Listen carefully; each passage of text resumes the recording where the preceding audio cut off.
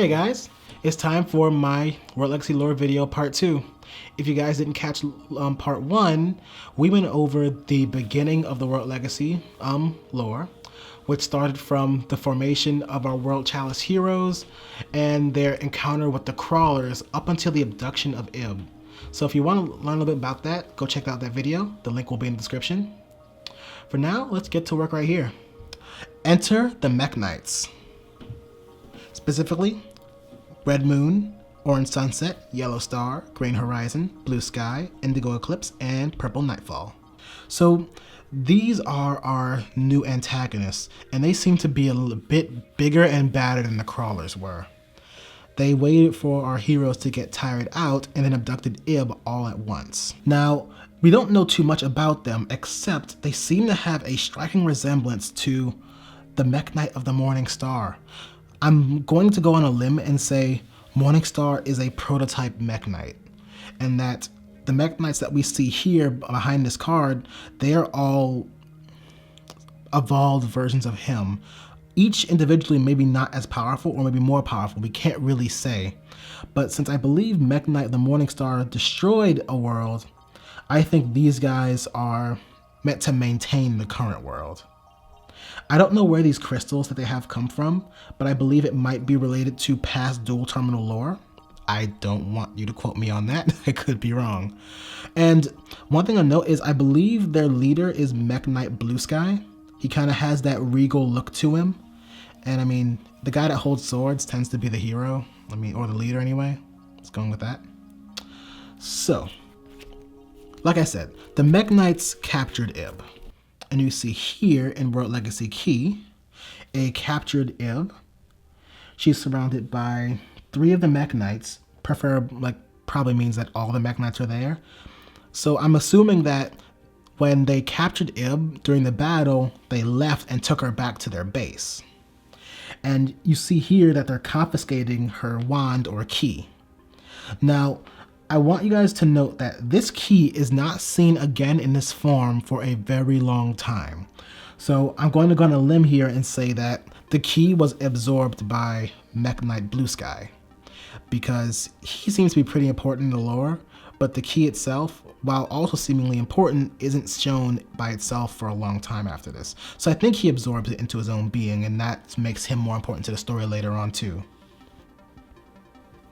So Ib is captured, and eventually her friends do pick themselves off the ground again and follow the Mekk-Knights back to their base. Their base conveniently seems to be right next to the World Legacy World Shield. Of course, the third World Legacy we've talked about so far. Their base is seen right here and right here, that building there, with what looks to be a Mekk-Knight crystal on it as their symbol. And I'm going to go on a limb and say that they receive power from the World Shield. That's how they act. That's how they have the ability to do what they do. Seemingly why the crawlers also had power from the armor. So maybe the World Legacies exist to give power to people. Could be. And in the background here on World Legacy Scars, you can see a shadow. That's actually another World Legacy item that will come up later. I won't spoil that for you if you don't know already. So our heroes start to battle the Mekk-Knights trying to free Ib, but the Mekk-Knights have a new little skill under their belts that they were hiding. The Mekk-Knights could combine, and they became Mekk-Knight Spectrum Supreme, which is literally all their bodies fused together. If you look closely, you'll see that each of their weapons are represented on the body, and the head seems to be Blue Sky's head. Pretty interesting there. World Legacy Whispers is depicting a bit of this battle.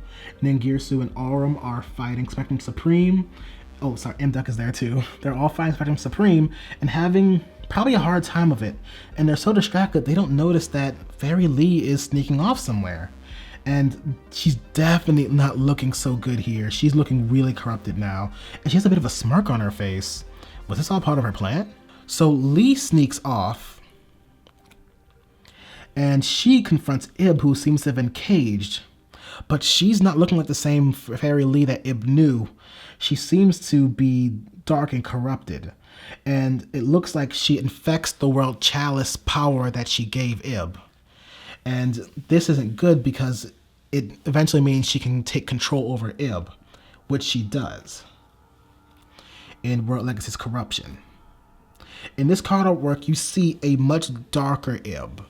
It's her for sure, the same design motifs are there, but it's all black now. Everything about her has changed, including her mannerisms and powers. She's definitely more powerful in this form she's ever been. The first thing she does is she escapes that prison, and she seems to destroy Spectrum Supreme all at once and pulls away the crystals that gave the Mekk-Knights their powers. For some reason, it looks like Blue Sky was able to slip out of Spectrum Supreme before his crystal was stolen. The impact of maybe the explosion or her presence blew Blue Sky and Aurum away and down a pit.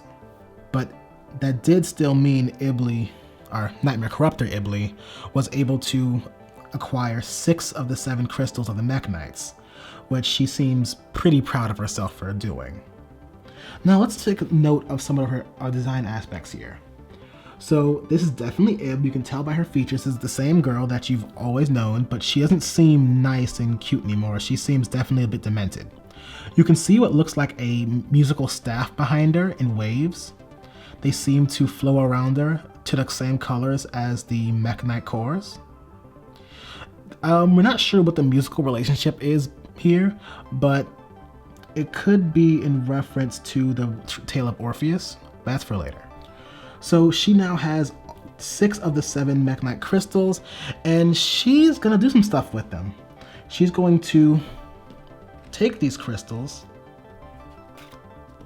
and go a bit on a power trip.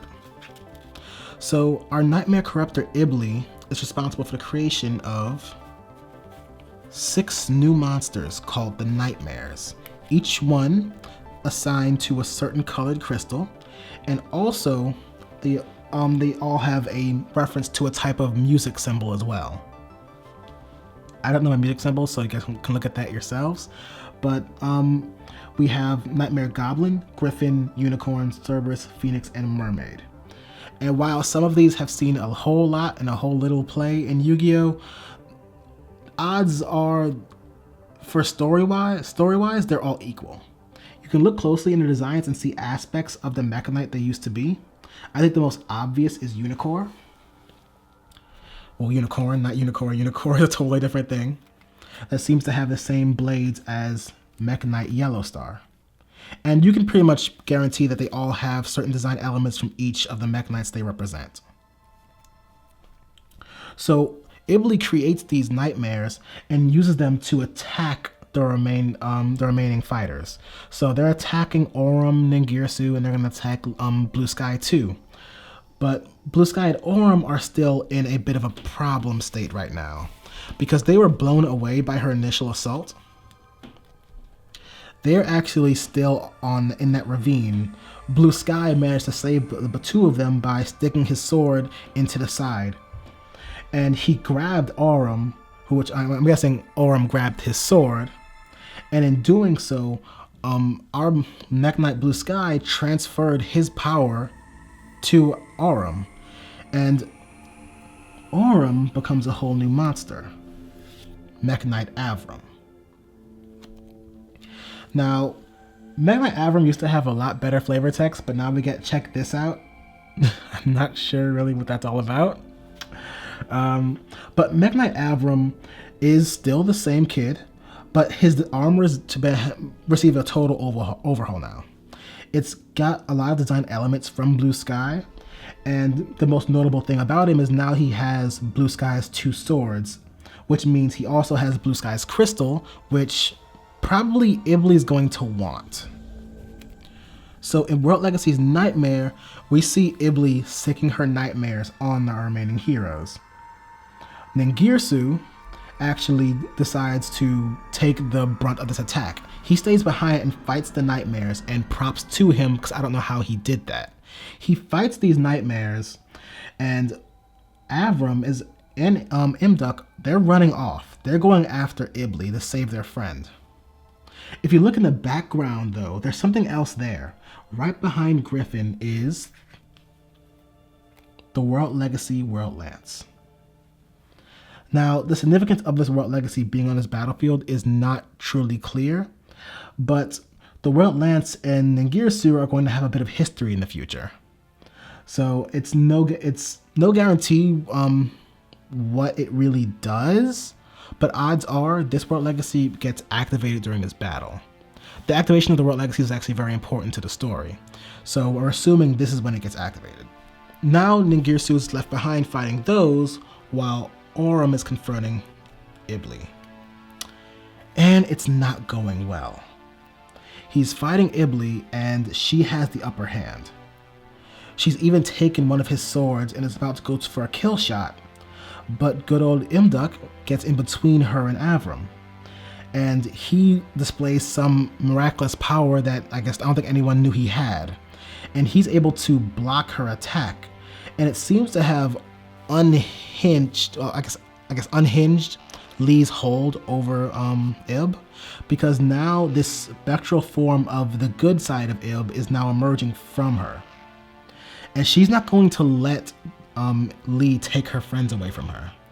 Instead, she'd rather do something noble. She forces Ibli to pick up the sword, to take that same sword that she had and stab herself, killing herself, but also ending the threat that Ibli posed to her friends. And you can see that Avram was totally and utterly helpless to stop her from doing this. In World Legacy Sorrow, you find the conclusion of this battle.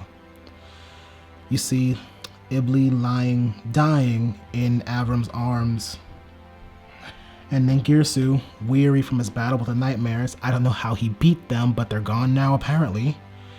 And he's seeing his sister dead in his best friend's arms. You can guess how in typical anime fashion this does not end well. But to see more of this story, you'll have to check in for the next part of my World Legacy lore videos. Just like last time, if you like this video, please give me a like. If you think I got something wrong, or you think I'm right even, give me a comment. Tell me what you think is going on. I think it's been really interesting so far, and I like that I get to end this on a bit of a low note. The death of a friend, our heroes are devastated. I wonder how they're gonna rise up from this. So let's find out next time, guys. Pass turn.